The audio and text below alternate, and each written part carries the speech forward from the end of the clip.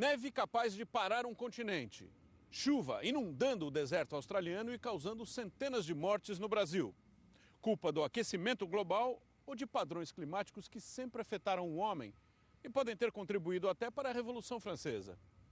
No Espaço Aberto Ciência e Tecnologia de hoje, você vai saber o que está por trás de fenômenos climáticos, como o que causou a maior tragédia que o Brasil já conheceu. Aqui nos Estados Unidos, um pesquisador fala sobre as consequências políticas e econômicas da mudança climática. No Brasil, a ciência e a tecnologia estão a serviço da meteorologia, que pode alertar para situações extremas, como as últimas chuvas, e pode ajudar a salvar vidas. Todo dia você faz de essa hora em leitura? hora, a Estação Meteorológica de Brasília, ela tem a obrigatoriedade de informar os dados para o Centro de Previsão. O Espaço Aberto Ciência e Tecnologia está começando. Eles estão entre os sistemas climáticos mais extremos do nosso planeta e têm sido registrados pela ciência desde o final do século XIX. O El Niño e o fenômeno oposto, a Laninha, são difíceis de prever, mas são bem conhecidos dos pesquisadores. As mudanças nas temperaturas do planeta, causadas pelo deslocamento de uma imensa massa de água quente no Oceano Pacífico, podem ser a explicação para o desaparecimento de civilizações da América e podem ter sido a causa de fome e revoluções na Europa 2 séculos atrás. E o contrário provoca efeitos igualmente extremos. Em períodos que variam de 2 a 7 anos, correntes geladas ressurgem no Pacífico, próximas à América do Sul. Isso está associado à mudança dos ventos que acabam por empurrar a umidade da Amazônia para o sudeste do Brasil. Stephen McAvoy é climatologista na American University em Washington. Acostumado a estudar os padrões do tempo, ele não tem dúvidas. Fenômenos naturais sempre existiram, mas o ser humano está colocando cada vez mais lenha na fogueira do clima. The weather is becoming more extreme. If you look at the strengths of cyclones in the last 30 or 40 years, you see that there's an increase in category 5s and a decrease in category 1s. And so the size of the storms is increasing. There's some evidence that suggests that the frequency of storms in the North Atlantic is increasing. But it looks like there's larger storms causing more damage. Why? What I would say is that we are seeing a rate of temperature increase in the sea surface that has not been seen for the last couple 100,000 years. So what's Couple 100,000 years? Yes. So what's happening is it's not like we're causing the Earth to experience something it hasn't seen before, but we are causing it to change quite rapidly. So if you look at sea surface temperature or the rate of CO2 increase in the atmosphere, it's the rate of change that concerns me. And I think if you have a coincidence of more energy in the atmosphere, you're essentially turning up the heat on a boiling pot of water because the atmosphere behaves just like a fluid. And so you turn the heat up, it boils more vigorously. It gets beyond theoretical science now because the reinsurance companies like Munich Re and Swiss Re, if you go to their websites, they immediately begin talking about climate change. And these are the people who insure the insurance companies. And when the reinsurance companies begin to get concerned about damages, they're seeing damages increase because of these large storms. And although we can't link one individual event to climate change, for example, the terrible flooding that's going on in Brazil right now, you can't link that positively to climate change. But when you get a whole bunch of serious events like that, like this catastrophic flooding or extreme heat in Europe a couple years ago, you begin to see a pattern. The fuel on this boiling pot that you referred to is human beings. We have billions of people upon the earth. Right. They are burning more fuel. They need more food. So is that the equation? Well, we know positively how much CO2 we're releasing to the atmosphere, and we can actually track and see where it goes. So some of it's being absorbed by the ocean. Of course, some of it's being absorbed by plants, but the atmosphere is accumulating almost 2 billion tons of extra CO2 per year. It turns out that carbon dioxide carries the chemical fingerprint of fossil fuels. We're changing the atmospheric carbon dioxide so that it chemically looks different than it has for hundreds of thousands of years. So whatever is causing the change in the chemistry it's linked to us. It's hard to say that it's a natural cycle that's just a little bit haywire because we haven't seen something like this in hundreds of thousands of years, and so it's likely that we're responsible for it. The El Nino and La Nina phenomenon have been around forever, Yeah. and in the past, long periods of El Nino have, for instance, been linked in Europe with very bad crops. Yeah. And some say that even the French Revolution was caused by an unrest of a country that was used to good crops and so on and so forth. It's highly likely that climate instability has resulted in, migrations of people. So, for example, if you look at, say you take Native American cultures in Mexico, there were giant flourishing civilizations before Christopher Columbus came over, right? Yeah. But they probably changed their own environment through their agricultural practices and eventually made the land so that it wouldn't support their population anymore. Mm-hmm. And so there's other ways to change the climate aside from changing the atmosphere. And when you have this catastrophes happening in areas of the world, that changes things not only in an environmental sense. Countries now begin to feel it's a different social situation, socio-economical situation, political. Well, I think what governments are really worried about, or beginning to get worried about, is political instability caused by climate or environmental stresses that disrupt the population and make the population unstable. So climate change eventually will become a national security problem. Conviver com os extremos do clima intriga não só cientistas, políticos, mas todos nós. Para o Dr. McAvoy, é preciso tirar lições de tragédias como a que o Brasil acabou de assistir e evitar danos maiores no futuro. But once the immediate crisis is over, then it would be in the best interest of the government to make sure that they're providing housing that's actually up to some kind of code that can withstand these kinds of events. Part of the problem in Brazil is that you have houses built on steep mountainsides that shouldn't have been built there. And so when there is an environmental stress like this, and the mountainsides begin to experience landslides, you're going to get a lot more damage than you otherwise would. So if something like, if say, Los Angeles gets rainfall of the type that Brazil gets, which Los Angeles occasionally does get that, there's far less damage.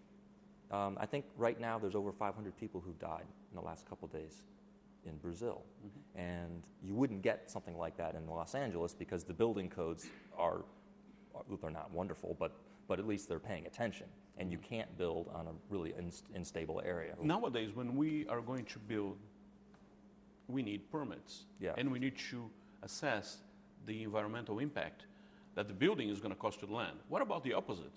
The effect of the land on the building? On the building. Yeah. That should be part of the process. There should be a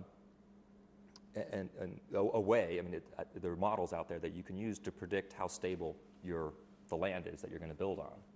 Mm-hmm. So traditionally, people, especially if you're poor, you're thrust into areas where no one else wants to build, and you may or may not have a permit, but you need some place to live, so you build your house in maybe a not so suitable area, and that's just what happens. What they will do is they can make projections for like a 500-year catastrophic flood based on the history of the hydrology of the area. And so they'll make an assessment like, well, once every 500 years, we're going to get 25 inches of rain in a 24-hour period, and it's going to be catastrophic. But it only happens once every 500 years, and so maybe that's okay. You see? So whenever you're building something, it is possible to do these projections of likelihood of something catastrophic happening. Mm-hmm. Insurance companies do it all the time. Do you think that this is going to get worse, better? You personally? Right. We're going to see more extreme weather events. And this sounds terrible, but there's not a lot we can do about it. It's going to happen. Now, what I am really hopeful of is technological fixes for our CO2 problem. And by technological fix, I mean geoengineering. Possibly like building, either like pumping CO2 into the ground, which is what they're doing already in, oil companies are doing it, but also there's commercial companies that are doing it, where they're actually trying to sequester the carbon. From the atmosphere and before it gets into the atmosphere. So as you're burning say if you're a utility company and you're pumping out CO2 as you burn whatever fuel, it's being, in some places, it's being pumped right back into the earth, and so it never gets into the atmosphere. I'm fairly optimistic about those kinds of fixes because they don't require a change in behavior, which we're very slow at changing our behavior, and so we can't count on that. But we're really good at technological fixes, and so and there could be money behind a technological fix if we begin trading. It costs a lot, but it produces a lot of wealth. Yes, right. Regional catastrophes are really expensive. Because the reinsurance companies are telling us, well, you know what, every time there's a hurricane in Florida, it costs us a couple $1 billion. Why don't we put $500 million towards some kind of fix? And so there could be investment towards mitigation. A seguir, você vai conhecer como é feito o estudo do clima e as previsões no Brasil. Céu nublado sobre o Planalto Central. Do Instituto Nacional de Meteorologia parte a previsão oficial do tempo para todo o país. Às 9 da manhã, acompanhamos a primeira coleta de informações do dia na Estação Meteorológica, em Brasília. Existem 240 estações como esta em todo o país. Essa aqui é a estação meteorológica climatológica principal, né, que existe também em todos os estados. Aquela dali é a da... Aquela menor ali ao lado? Aquela dali é automática, né? E aí a minha função é observar de hora em hora, né, a quantidade de nuvem que está no céu, classificar em alta, baixa e média, né? E automaticamente informar isso para o centro de previsão. Aqui é o aparelho que registra, né, a quantidade de chuva. Esse aparelho aqui ele é trocado todos os dias, às 9 horas da manhã. Esses instrumentos aqui eu tenho que tirar todas as vezes que ocorre chuva, como no caso ocorreu ontem. Né? O que é a informação de chuva aqui nesse gráfico? A hora que começa a chuva, registrada em horário local. E isso é os 17? 17 horas, que foi a hora que iniciou aproximadamente. 16 horas e uns quebradinhos, né? Uhum. Eu sou obrigada a jogar a água aqui, aí vai subir, tá vendo como eu falei? O processo. A mesma coisa, isso é para zerar. A mesma coisa acontece com a chuva. Esse é o mecanismo normal das 9 horas da manhã, das 15 horas e das 21 horas. Tá? Eu tenho que pegar e colher. A mesma coisa eu tenho que registrar os termômetros de solo. Aqui tem o piranógrafo. Ele registra a insolação ocorrida durante todo o dia também. Então, geralmente, como está agora em época de chuva e o céu praticamente coberto, aí eles não aparecem tanto, né? Mas você pode ver que no gráfico tem uma alteraçãozinha onde ele sobe, né? Quando o sol apareceu e queimou. Esse aqui faz o mesmo papel, né, do piranógrafo, embora ali é na parte gráfica e aqui é na parte visual. Aqui é o tanque de evaporação, né? É a quantidade de água que foi evaporada durante todo o dia. Faz a mesma função da insolação, porque ocorreu insolação, teve muita intensidade, muito calor, aí automaticamente ele vai baixar. Aí eu vou verificar aqui através do termômetro de gancho, né? Que é um termômetro também que tem aqui onde marca, né? Que tem um nível 59, quase 60 milímetros, né? De água que foi evaporada. Esse daqui é o anemômetro. Ele registra a direção e velocidade do vento a nível terrestre e a nível aéreo. Aqui são as duas provetas, né, onde eu faço a coleta da chuva, né? Como a chuva acabou exatamente como mostra o diagrama às 17 horas, né? Possivelmente não houve mais registro de chuva, lá não vai ter chuva para poder colher. O registrador mostra, né, em termos de gráfico, a chuva também cai aqui, né? E ela fica, né, armazenada aqui no pluviômetro. Aí, se houver chuva, eu abro essa torneirinha e fico esperando a chuva cair todinha aqui. Ali, eu posso olhar a direção e velocidade do vento, que está para noroeste, tá vendo, né? Aqui você vai confirmar o que você viu. Aqui vocês podem ver que é o anemógrafo, né? Que ele registra, né? A direção do vento, né? E a velocidade dele. De hora em hora, Gil faz tudo de novo. Anota as informações registradas em 10 aparelhos. Em outros estados, técnicos fazem o mesmo, só que de 3 em 3 horas. A meteorologia convive com aqueles aparelhos convencionais e métodos antigos de coleta de informação. E, ao mesmo tempo, com equipamentos de última geração, como esses supercomputadores, além de radares e satélites meteorológicos. Esses computadores aqui, ou esse computador, é um só ou são vários, afinal? Não, na verdade é um conjunto de computadores. Nós temos um computador principal que é responsável pela maioria dos processamentos de modelos numéricos e produtos meteorológicos do INMET. E tem outras máquinas que também estão dentro dessa sala que são auxiliares a esse processo. São máquinas responsáveis pelo armazenamento dos dados processados e também por todo o histórico de informações que o INMET tem nos mais de 100 anos já de vida, né? Isso aqui é muito bom ou é mais ou menos esse equipamento, o que o Brasil tem? Nós estamos sempre adquirindo mais e mais capacidade de processamento e mais tecnologia. A meteorologia, ela é no mundo responsável pelo maior uso de tecnologia na área computacional. Então, os grandes centros meteorológicos normalmente têm os maiores computadores do mundo. A qualidade dos computadores que a gente tem aqui é de última geração. Porém, se nós tivéssemos um conjunto desse daqui multiplicado e enchendo toda essa sala, ainda assim seria possível utilizar toda a capacidade computacional dele para produtos meteorológicos, porque pode-se aumentar em muito a resolução e a precisão das informações que se oferece quando se tem maior capacidade computacional. As informações coletadas em campo se transformam em equações matemáticas. E esses supercomputadores conseguem processar 4 bilhões de cálculos por segundo. Enquanto a gente estava aqui gravando, o diretor do Instituto Nacional de Meteorologia foi chamado lá no Palácio do Planalto pela equipe da presidente Dilma Rousseff. Luiz Cavalcante é o chefe aqui da previsão do tempo. Luiz, é comum esse tipo de chamado?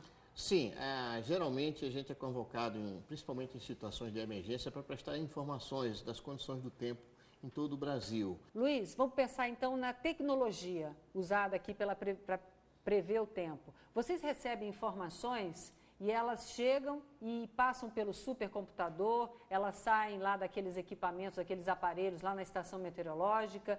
E aí, o que acontece? Como é que tudo isso é traduzido? Pois é, na verdade você tem uma gama de produtos que permitem o meteorologista interpretar essas informações para poder dar um diagnóstico e a partir daí dar um prognóstico. Então, por exemplo, as estações meteorológicas do mundo inteiro estão mandando simultaneamente as informações para os grandes centros, que processam essas informações e os supercomputadores geram um modelo matemático que é a previsão do tempo que a gente pode apresentar em forma de mapas, como é que vai ser nos próximos dias. A nossa previsão, a previsão que vocês fazem aqui em Brasília, no Brasil, ela é da mesma confiabilidade que é feita em outros países? Exatamente. Nós estamos com os conhecimentos porque associado aos modelos matemáticos você tem satélites, você tem radares meteorológicos, você tem uma gama de outras informações que permite a gente se nivelar em termos operacional com os países mais ricos do mundo. A diferença é que países mais ricos têm uma rede mais extensa de radares meteorológicos e satélites próprios, que o Brasil ainda não tem. Hoje no Brasil a gente tem imagens de satélite, mas os satélites não são nossos.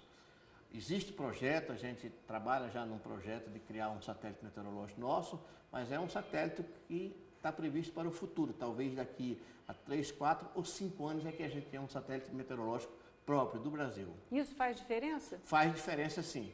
Por exemplo, nos Estados Unidos, a gente recebe a maioria das imagens dos satélites americanos. Quando há um furacão na costa oeste ou na costa leste dos Estados Unidos, eles não mandam imagem da gente a cada 15 minutos. Eles mandam imagem a cada 3 horas ou 6 horas, porque eles passam a monitorar com muito cuidado os furacões lá. Um satélite nosso, a gente pode gerar imagens a cada 10 minutos ou 15 minutos, independente do que esteja acontecendo em qualquer fenômeno severo lá no hemisfério norte. Lá no Rio de Janeiro, essas chuvas todas, elas foram de alguma forma captadas pelo radar de lá. Lá tem radar. Foi sim, foi captada, foi inclusive as imagens de satélites já mostravam, a gente monitorou direito, a gente fez o alerta. Agora volta a repetir, o desastre lá foi acima da capacidade de resposta dos poderes públicos, tá certo? A gente aqui não pode nem culpar a Defesa Civil, os órgãos públicos ou os governantes. Faria diferença a gente ter equipamentos, esses equipamentos, pelo menos um pouco mais avançados, mais próximos do que outros países usam? Isso refletiria numa capacidade melhor de alerta? Olha, eu diria que muito pouco, tá certo? O alerta, a capacidade não alteraria muita coisa, não. O que a gente precisa aprender é ver a vulnerabilidade de cada região. Porque, por exemplo, a gente sabe muito bem que aquela chuva que aconteceu no Rio de Janeiro, se acontecesse lá no estado do Pará, no Amazonas, o índio ia tomar banho do rio lá e ia tomar banho de chuva e não teria o menor problema. O problema não é a chuva que aconteceu ontem ou essa semana, porque a mesma chuva já aconteceu em outros anos. O ano passado aconteceu, em 86 aconteceu, em 72 aconteceu. A gente vai enumerar, nos últimos 10 anos, pelo menos 6 anos em que aconteceram chuvas intensas na região sudeste. O que está faltando, na verdade, é aquela história do planejamento, do crescimento ordenado, né, de investimento nas infraestruturas. Porque essas chuvas que aconteceram vão se repetir. Eu não posso afirmar para você que vai ser no próximo ano, ou daqui a 10 anos, ou daqui a 20 anos, ou daqui a 100 anos, mas vai se repetir. Então, a capacidade tecnológica, os conhecimentos, a gente tem como realmente prever, sabe que vai se repetir, que vai acontecer novamente, como já houve em outras épocas, e o que a gente precisa realmente é de criar infraestrutura para ter uma vulnerabilidade menor numa situação de chuvas intensas.